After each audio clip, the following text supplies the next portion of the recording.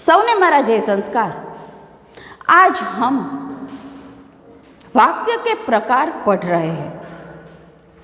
इसके पहले के 2 वीडियोस में मैंने वाक्य के घटक, वाक्य के प्रकार के बारे में सिखाया, समझाया, उदाहरण दिए, दृष्टांत दिए।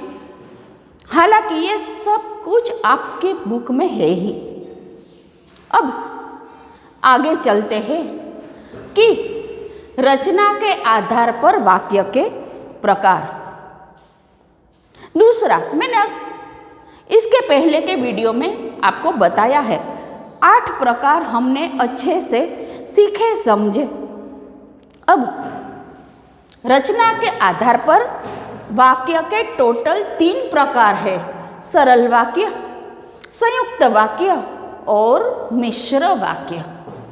सरल वाक्य आसानी से समझ में आ जाता है, आसानी से हम लिख सकते हैं। कर्ता, क्रियापद, निषेध, ये सब बाबतें, ये सब चीज़ें यहाँ पे आसानी से दिखाई देती है। इन शॉर्ट, उसका भावार्थ, उसका अर्थ बहुत ही सरल होता है। देखिए, सरल या साधारण वाक्य, जिस वाक्य में एक उद्देश्य और एक ही विधेय हो, उसे सरल या साधारण वाक्य कहते हैं। उद्देश्य और विधेय किसे कहते हैं, इसके पहले के वीडियो में हमने अच्छे से देखा, सुना और पढ़ा। जैसे पिताजी पार्क में बैठे हैं, विधान में पिताजी उद्देश्य है और पार्क में बैठे हैं, ये विधेय है।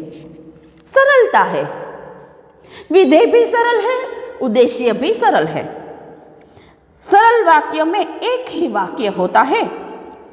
उस उद्देश्य में कर्ता, कर्ता का विस्तार तथा विधेय, विधेय में क्रिया, क्रिया का विस्तार, कर्म, कर्म का विस्तार, सब कुछ आ जाता है। जैसे कि भार्गव ने पढ़ा, कर्ता का भी विस्तार है, क्रिया का भी विस्तार है। भार्गव पढ़ रहा है, कर्ता, क्रिया और विस्तार तीनों आ जाते हैं। पड़ोस में रहने वाला भार्गव पढ़ रहा है, विस्तार, कर्ता, क्रिया और विस्तार चारों उसमें आ जाते हैं। भार्गव ने पुस्तक पढ़ी, कर्ता, कर्म और क्रिया।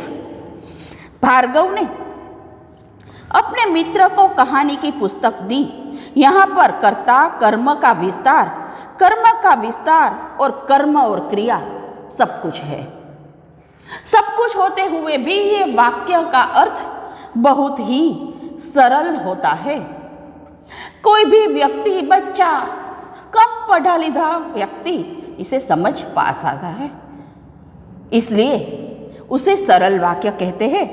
थोड़ा डिफिकल्ट संयुक्त वाक्य, जिस वाक्य में 2 उपवाक्य किसी योजक से जुड़े हुए हैं, इसे संयुक्त वाक्य कहते हैं। जैसे कि मैं पढ़ रहा हूं और तुम लिख रहे हो, दोनों अलग अलग क्रिया है, उसका संयोजन किया जाता है, उसे संयुक्त वाक्य कहते हैं। इस वाक्य में 2 उपवाक्य है कि मैं और एवं समुच्चय बोधक अवश्य से जुड़े हैं, अतः वो विधान संयुक्त विधान है।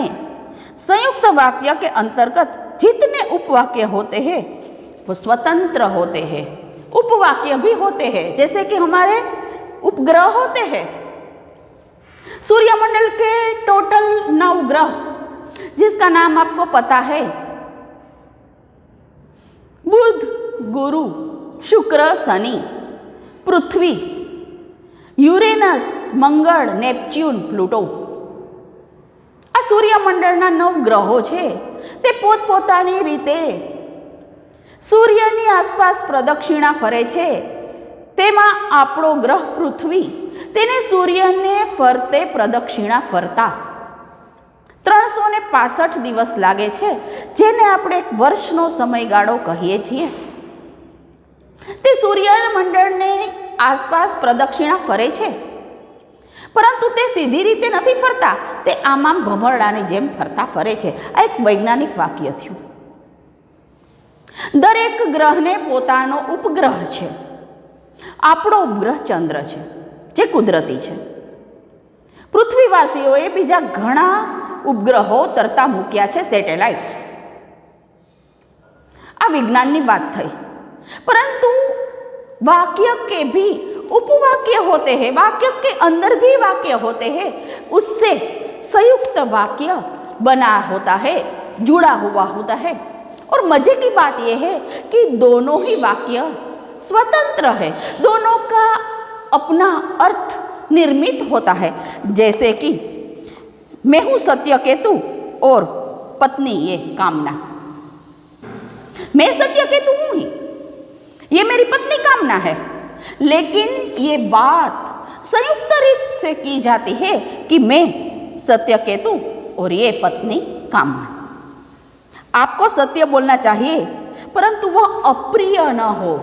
दोनों वाक्य का अर्थ अलग अलग है, दोनों वाक्य स्वतंत्र है. आपको सत्य बोलना चाहिए, झूठ नहीं बोलना चाहिए, लेकिन वो अप्रिय न हो. सत्य बोलने की एक रीत होती है बच्चे. सत्य बोलो, अवश्य बोलो, सत्य ही बोलना चाहिए, लेकिन वो सुनने वालों को अप्रिय न लगना चाहिए, प्रिय लगना चाहिए, मिष्ट लगना चाहिए, उसमें सत्यता होनी चाहिए. इसलिए यहाँ पे ये उदाहरण दिया है कि आपको सत्य बोलना चाहिए, परंतु अप्रिय न हो. तीसरा वाक्य, तुम नहीं जा सकते तो बेटे को भेज दो. दोनों अर्थ सही है. तुम नहीं जा सकते तो मत जाओ, बेटे को भेज दो. यहाँ पर एक वैकल्पिक व्यवस्था की बात की गई है. साल भर का खाता बंद करना है, अतः विवरण शीघ्र भेजिए. दोनों अलग अलग वाक्य, दोनों अलग अलग अर्थ, संयुक्त अर्थ, स्वतंत्र अर्थ. कि साल भर का खाता बंद करना है, ये तो तय है. शीघ्र, तुरंत विवरण भेजिए, डिटेल्स भेजिए. ये दोनों संयुक्त वाक्य, स्वतंत्र वाक्य मिलकर एक संयुक्त वाक्य की रचना करते हैं. कभी कभी वाक्यों में समुच्चयक बोधक अन्वय का लोप भी कर दिया जाता है. कुछ चीज़ें इसमें निकाल दी जाती है, जैसे कि दुनिया में रहने वाले रहेंगे, जाने वाले चले जाएंगे. और का लोप. यहाँ और की कोई गुंजाइश नहीं है, जरूरत नहीं है, इसलिए उसका लोप किया जाता है. क्या सोचा था क्या हो गया. पर की यहाँ जरूर नहीं है. क्या सोचा था, पर क्या हो गया. पर यहाँ पर बिल्कुल ही व्यर्थ है, इसलिए उसका पर का लोप किया जाता है. काम किया, पैसे तो लूंगी ना, इसीलिए का यहाँ पे लोप.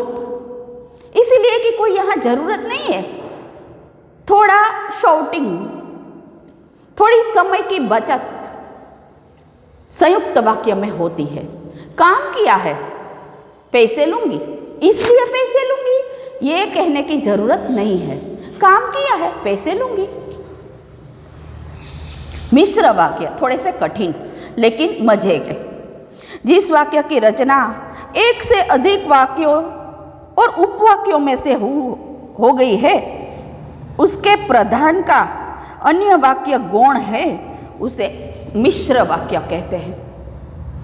सरल वाक्य में क्या था, एक ही कर्ता, कर्म, विधेय, निषेध, सब उद्देश्य एक ही बार आता. सब शब्द का अलग अलग अर्थ अलग अलग जगह पर मौजूद है. संयुक्त वाक्य में क्या था, दोनों वाक्य तो है ही, जुड़े हुए ही, लेकिन दोनों का अर्थ स्वतंत्र है. जुड़े भी न जुड़े भी, लेकिन कोई भी वाक्य अर्थविहीन नहीं हो जाता. मिश्र वाक्य की मजा यही है कि दोनों वाक्य को न जोड़ने से किसी एक का अर्थ निषेध हो जाता है, व्यर्थ हो जाता है। जिस वाक्य में प्रधान उपवाक्य उसके आश्रित उपवाक्य को हो उसे मिश्र वाक्य कहते हैं। प्रधान उपवाक्य में मुख्य कथन होता है जिसका समर्थन, पूर्ति या विस्तार दूसरा वाक्य करता है। उसमें कोई भी उपवाक्य स्वतंत्र नहीं होता, दोनों को एक दूसरे की अपेक्षा है। समर्थन है, पूर्ति है, वाक्य की पूर्ति है, टेका है। जो ये नहीं होता तो उपवाक्य की कोई गुंजाइश नहीं होती, उसका कोई अस्तित्व नहीं होता। जैसे कि मैं देखता हूं कि तुम मेहनत नहीं करते हो।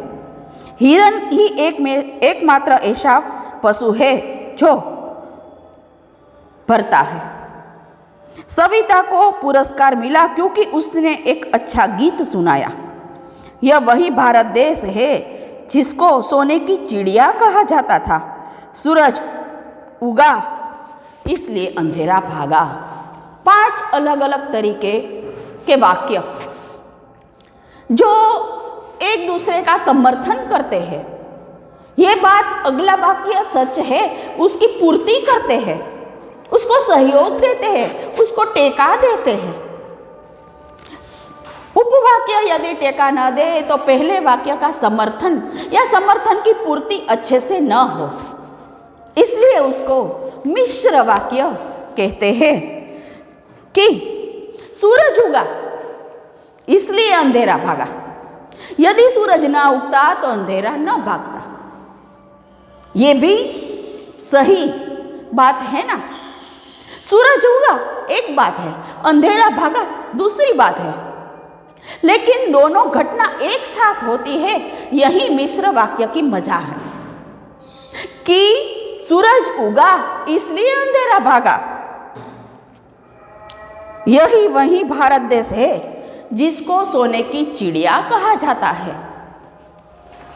सोने की चिड़िया अलग बात है, भारत देश अलग बात है, लेकिन भारत देश को सोने की चिड़िया कहा जाता है।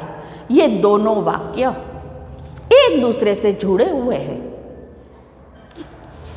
दोनों एक दूसरे पर आश्रित है।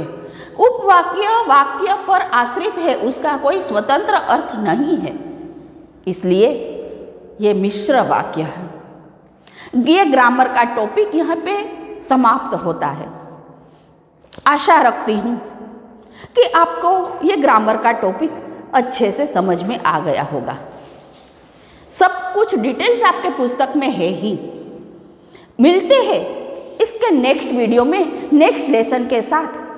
तब तक सबको मेरे जय द्वारकाधीश।